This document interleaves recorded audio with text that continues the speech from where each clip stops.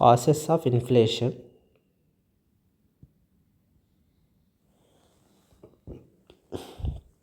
ఇక్కడ మెయిన్గా మనకు రెండు కాసెస్ ఉన్నాయి.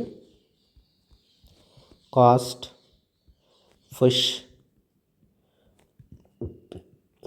Inflation. The second one is demand pull inflation. ఇక్కడ ఫస్ట్ కాస్ట్ పుష్ ఇన్ఫ్లేషన్ అంటే ఏంటో చూద్దాం. ఇది ఎందుకు వస్తుందంటే రైజింగ్ ఇన్ ప్రొడక్షన్ కాస్ట్.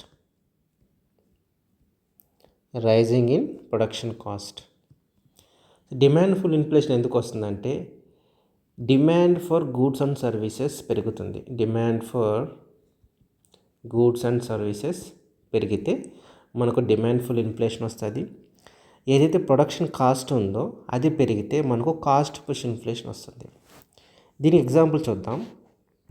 ఇదొక మొబైల్ ఫోన్. ఒక నిమిషం.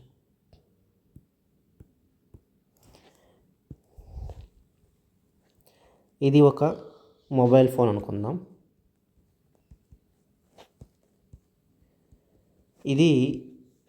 దీన్ని మ్యానుఫ్యాక్చర్ చేయటానికి మనం వేరియస్ స్టార్టింగ్ ఏవైతే మనకు రా మెటీరియల్ అవసరం అవుతుందో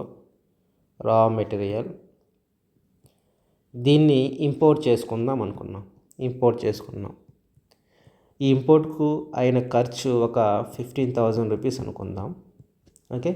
తర్వాత దీన్ని అసెంబుల్ చేసిన దానికి మొత్తానికి కలిపి ఒక 20,000 రూపీస్ ప్రొడక్షన్ కాస్ట్ అయ్యింది.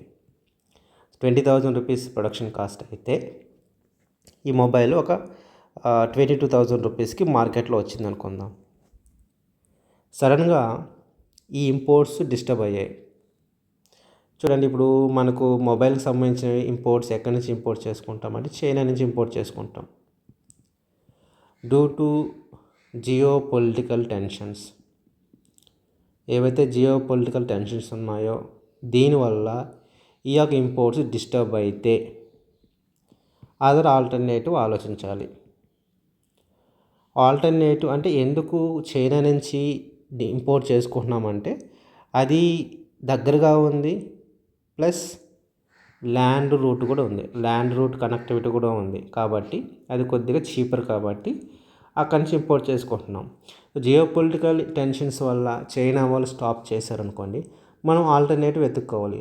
ఆల్టర్నేటివ్ వెతుక్కున్నప్పుడు మనకు 15,000 రూపీస్లో వచ్చే ఇంపోర్ట్స్ ఏవైతే స్టార్టింగ్ మెటీరియల్ ఉందో అది మనకు 15,000 రూపీస్ వచ్చేది 20,000 అవుతుంది. ఇప్పుడు ప్రొడక్షన్ కాస్ట్ 25,000 అయింది అనుకుందాం.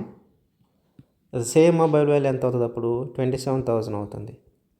అంటే కాస్ట్ పుష్ ఇన్ఫ్లేషను ఎందుకు వస్తుందంటే ఏవైతే మనము స్టార్టింగ్ మెటీరియల్ యూజ్ చేస్తున్నామో ఒక ఎండ్ ప్రోడక్ట్ తయారు చేయడానికి ఏదైతే స్టార్టింగ్ మెటీరియల్ యూజ్ చేస్తున్నామో దాని ప్రైసెస్లో ఏదైతే దాని కాస్ట్లో వచ్చే కాస్ట్లో ఉన్నటువంటి డిఫరెన్సెస్ వల్ల ఈ కాస్ట్ పుష్ ఇన్ఫ్లేషన్ వస్తుంది. ఓకే. ఈ కాస్ట్ పుష్ ఇన్ఫ్లేషన్ ఎప్పుడెప్పుడు వస్తుందంటే ఇక్కడ మనం ఒక ఎగ్జాంపుల్ చూసాము, జియో పొలిటికల్ టెన్షన్స్. ఈ జియో పొలిటికల్ టెన్షన్స్ వల్ల ఏమవుతాయి, మనకు ఏవైతే మనం ఇంపోర్ట్స్ చేసుకుంటున్నామో అండ్ ఎక్స్పోర్ట్స్ చేస్తున్నామో ఇవి డిస్టర్బ్ అవ్వచ్చు. ఫర్ ఎగ్జాంపుల్ రీసెంట్గా పాకిస్తాన్కి అలాగే ఆఫ్ఘనిస్తాన్కి మధ్య కొన్ని డిస్ప్యూట్స్ నడుస్తున్నాయి. దీన్నే జియో పొలిటికల్ టెన్షన్స్ నడుస్తున్నాయి. దీనివల్ల పాకిస్తాన్ సిమెంట్ కంపెనీస్ కోల్ ఎక్కడి నుంచి ఇంపోర్ట్ చేసుకునేటువంటి ఆఫ్ఘనిస్తాన్ నుంచి ఇంపోర్ట్ చేసుకునేటువంటి. ఇప్పుడు దీనికి ఆల్టర్నేటివ్గా ఇరాన్ నుంచి ఇరాక్ నుంచి ఇంపోర్ట్ చేసుకుంటున్నాయి. ఇప్పుడు ఇలా ఇంపోర్ట్ చేసుకోవడం వల్ల పాకిస్తాన్లో సిమెంట్ ప్రైస్ పెరుగుతుంది. ఎందుకంటే పాకిస్తాన్కి దగ్గరలో ఆఫ్ఘనిస్తాన్ ఉంది. సో చీప్గానే అంటే దగ్గరగా ఉంది కాబట్టి ఇంపోర్ట్స్ చాలా చీప్గా వస్తాయి. అదే ఆఫ్ఘనిస్తాన్ నుంచి కాకుండా ఇరాన్ నుంచో ఇరాక్ నుంచో ఇంపోర్ట్ చేసుకోవాలంటే అక్కడ కొద్దిగా ఇంపోర్ట్ కాస్ట్ పెరగచ్చు. ఈ కాస్ట్ పెరగడం వల్ల ఫైనల్ ప్రోడక్ట్స్ యొక్క వాల్యూ కూడా పెరుగుతుంది అన్నమాట. దీన్ని ఏమంటామంటే కాస్ట్ పుష్ ఇన్ఫ్లేషన్ అంటాం. Next demand pull inflation. So demand pull inflation ఎప్పుడు వస్తుందంటే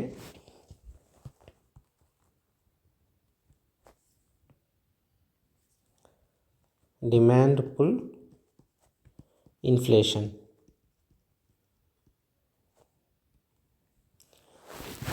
అంటే ఇక్కడ మనకు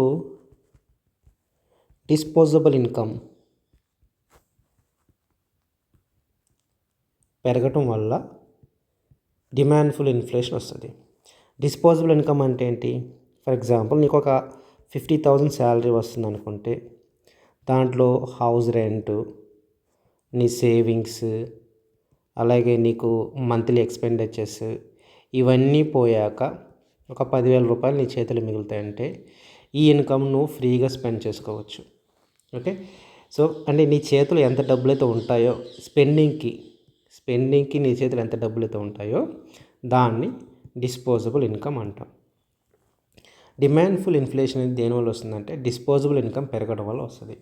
ఫర్ ఎగ్జాంపుల్ ఒక 10 ఎంప్లాయీస్ ఉన్నారు, వీళ్ళ మంత్లీ శాలరీ 10,000 అంటే టోటల్గా ఎంత అవుతుంది? 1,00,000 రూపీ అవుతుంది. అంటే వీళ్ళు 1,00,000 రూపీకి ఈక్వలెంట్ గూడ్స్ని కొనగలుగుతారు. సడన్గా వీళ్ళ శాలరీలో 2,000 రూపీస్ హైక్ వచ్చింది అనుకుంటే ఇప్పుడు ఇన్స్టెడ్ ఆఫ్ 1,20,000 రూపీస్ గూడ్స్ వీళ్ళు కొంటారు. ఇప్పుడు వీళ్ళ యొక్క డిమాండ్ పెరిగింది. ఇంతకుముందు 1,00,000 ఉండేది డిమాండ్, ఇప్పుడు 1,20,000 ఈక్వలెంట్ అయ్యింది demand. At the same time supply కూడా పెరిగితే there is no inflation. Demand పెరిగి సప్లై కానీ పెరగకపోతే అక్కడ వచ్చేదే డిమాండ్ పుల్ ఇన్ఫ్లేషన్ అంటాం. అంటే ఇక్కడ శాలరీ పెరిగింది, శాలరీ పెరగడం వల్ల వాళ్ళ యొక్క డిస్పోజబుల్ ఇన్కమ్ కూడా పెరిగింది. కానీ ఏవైతే గూడ్స్ అండ్ సర్వీసెస్ ఉన్నాయో అవి ఈక్వల్, అవి 1,00,000కి ఈక్వలే ఉన్నాయి. 1,00,000 రూపాయలు వీళ్ళకి శాలరీ వచ్చేటప్పుడు ఎంత గూడ్స్ అండ్ సర్వీసెస్ ఉన్నాయో అంతే గూడ్స్ అండ్ సర్వీసెస్ ఇక్కడ కూడా ఉన్నాయి. అందువల్ల ఈ రకమైన ఇన్ఫ్లేషన్ ఏమంటామంటే డిమాండ్ ఫుల్ ఇన్ఫ్లేషన్ అంటాం. ఇక్కడ ఏమైందంటే డిస్పోజబుల్ ఇన్కమ్ పెరుగుతుంది. ఈ డిస్పోజబుల్ ఇన్కమ్ పెరగడం వల్ల వీళ్ళు పర్చేస్కి ఎక్కువ ఆసక్తి చూపిస్తారు. So at the same time supply పెరగలేదు అంటే అప్పుడు మనకు ఈ రకమైన ఇన్ఫ్లేషన్ రావడానికి ఛాన్సెస్ ఉంటుంది. ఇది ఎప్పుడెప్పుడు వస్తుందంటే గవర్నమెంట్ స్పెండింగ్స్ పెరిగితే. ఫర్ ఎగ్జాంపుల్ వెల్ఫేర్ స్కీమ్స్ ఉన్నాయి, సో వెల్ఫేర్ స్కీమ్స్ వల్ల గోల్డ్ ప్రైస్ పెరిగిందా అంటే ఎస్. ఎందుకు పెరిగిందంటే చూద్దాం. ఇప్పుడు కొన్ని స్కీమ్స్ ఉన్నాయి, కొన్ని స్కీమ్స్లో ఉమెన్స్కి 15,000 రూపీస్, కొన్ని స్కీమ్లో 20,000 రూపీస్ ఇస్తుంది గవర్నమెంట్. ఈ డబ్బులు తీసుకువెళ్ళి, అంటే ఇది వీళ్ళు కష్టపడి సంపాదించింది కాదు, ఇది గవర్నమెంట్ నుంచి వచ్చిన డబ్బులు తీసుకెళ్ళి గోల్డ్ షాప్లో గోల్డ్ కొన్నారనుకుంటే ఓకే, అప్పుడు సడన్గా గోల్డ్ ప్రైస్ పెరుగుతుంది. ఎందుకంటే డిమాండ్ పెరిగింది కాబట్టి. ఓకే, సో ఇలా డిస్పోజబుల్ ఇన్కమ్ పెరిగితే ఈ రకమైన డిమాండ్ పుష్ ఇన్ఫ్లేషన్ వస్తుంది.